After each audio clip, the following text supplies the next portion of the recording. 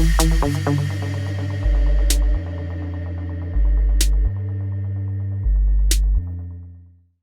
I'm Mike Spinelli from Jalopnik, and I'm wearing my fake vintage racing shirt, and you're watching Drive Central. This is the show where you'll find out what's coming up on Drive, get behind the scenes info on how the shows are made, meet the hosts, such as they are, and make your voices heard. And here's how you do that. Subscribe to us on YouTube and follow us on Twitter at Drive TV.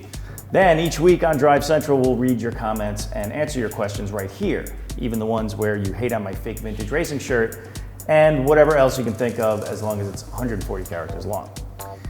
In the next few weeks, Drive will be rolling out a bunch of new shows, all available for your viewing pleasure on youtube.com/drive. And right here on Drive Central, you'll find out what's happening on all of those awesome new shows. So every week, that'll be what's going on, so subscribe.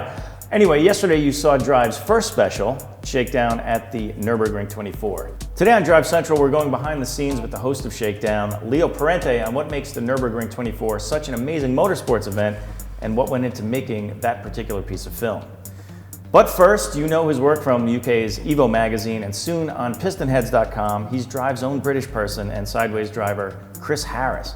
Chris is premiering a new car review show on Drive next week. Let's check out this clip from one of Chris's upcoming shows, co-starring a Mercedes-Benz C63 AMG Coupe. That's Chris Harris's new show, premiering on Drive Wednesday, January 11th. Now, you may know Alex Roy from his transcontinental driving record, his Grand Am racing team, his recent run in Baja 1000, or his helmet-like pate. Alex's new road trip show, Live and Let Drive, premieres next week with a search for Area 51, where the government tested secret black helicopters. Here's a clip. I was told a car show requires 3 things. I think it requires about 20 things. Friendship, chicken wings, muscle cars, sports cars, aliens, whorehouses, Nevada, desert, dunes, more friends, fighting, friends betraying you, cars, chicken wings, whorehouses. I can't remember. This is my show. This is that show. Hi. Live and Let Drive premieres on Tuesday, January 10th on youtube.com/drive. So you saw the first Drive special on the 24 Hours of Nürburgring, and if you haven't, check it out now. Here to talk about the first Drive special, we have with us Leo Parente, host of Drive's motorsports show Shakedown, and producer JF Musial, to talk about stuff related to that particular show. So, 24 Hours of Nürburgring. What makes that such an entry in the bucket list of car fans? I think you got 3 things that really distinguish it. One, the danger. It's clearly a factor of making that race so exciting. Number 2, the traffic, 200 cars. A lap time differential, the pole was at one time 8 minutes 32. 6 minutes later, the slowest cars were running. You got 200 cars with that disparity.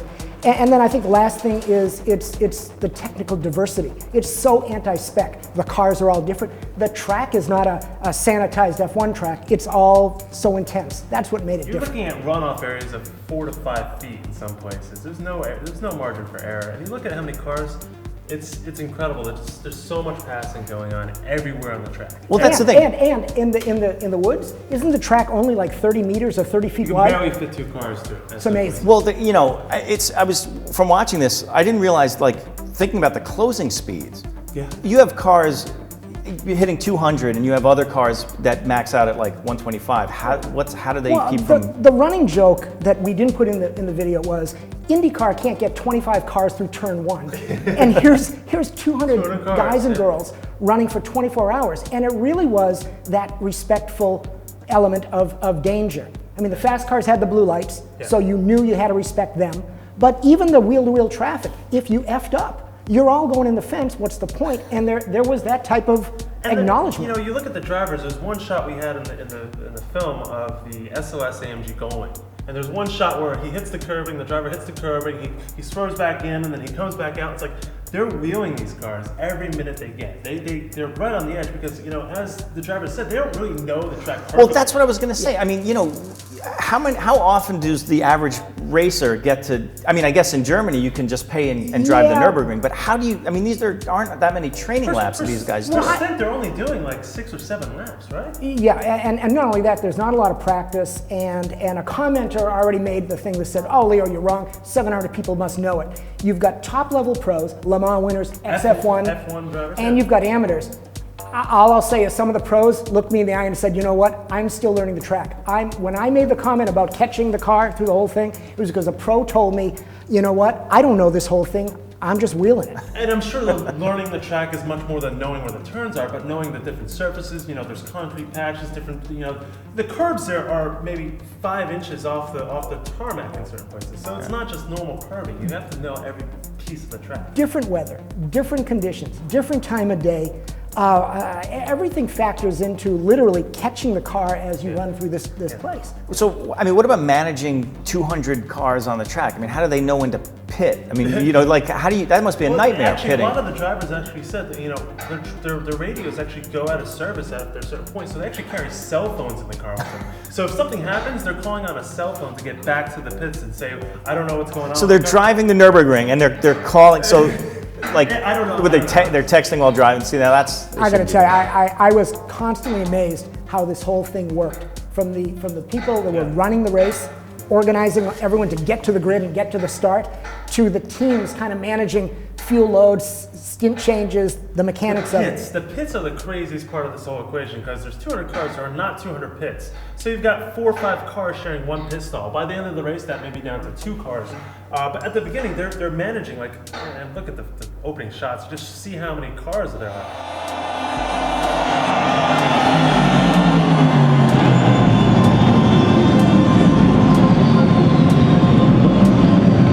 So JF mentioned pit lane. It was amazing. It's not like a US racing thing. There were fans, there were camera people, there were press.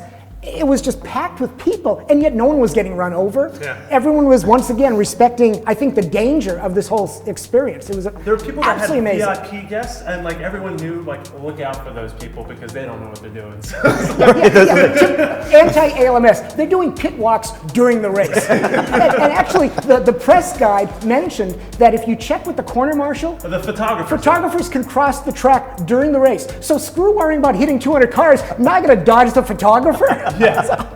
Actually, we noticed, this is something that did not make it into the film. We had footage of it. There was a photographer during qualifying that actually got hit by debris in the carousel.